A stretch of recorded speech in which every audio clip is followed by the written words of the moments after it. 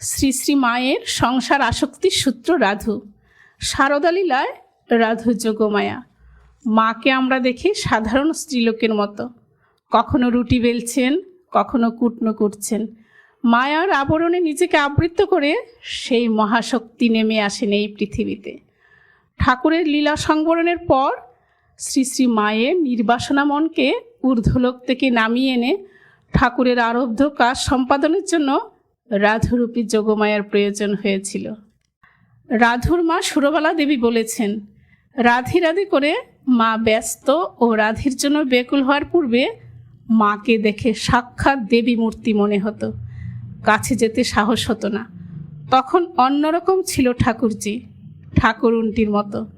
পূজার আসনে যখন বসতো তখন কাছে যেতে সাহস হতো না, ভয় করত। রাধুকে অবলম্বন করে শ্রীমা সংসার লীলা করেছেন, এই দেখে অনেকেরই মনে আসতো, মা তো দেখছি মায়ায় ঘোর বদ্ধ।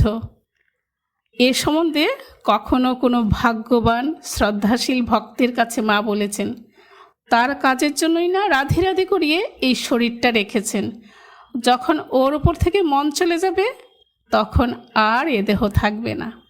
রাধু অতিরিক্ত আবদার উৎপীড়ন করলে মাঝে মাঝে শ্রীমা মৃদু হেসে বলেছেন, ও কি মনে করে, ওকে না হলে আমার চলে না? এক্ষুনি মনকে তুলে নিলে কোথায় পড়ে থাকবে এসব।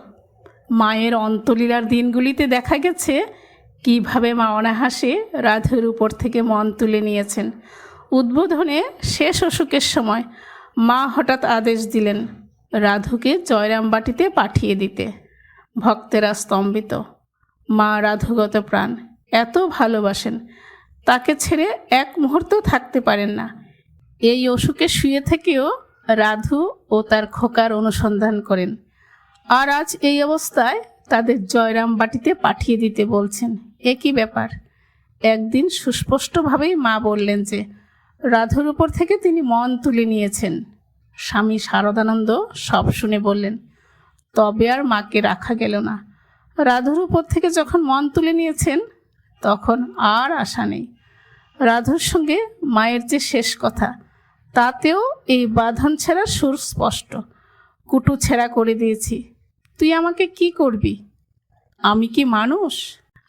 মহামায়ার মানবী লীলার সবটুকুই অনির্বচনীয়। উচ্চকোটির সাধু পুরুষের চোখে এই লীলার রহস্য কিছুটা ধরা পড়ে, তারই কৃপায়। স্বামী তুরীয়ানন্দ তাই বুঝতে পেরেছিলেন কি মহাশক্তি জগতের কল্যাণের জন্য রয়েছেন। জয় মা, জয় মা।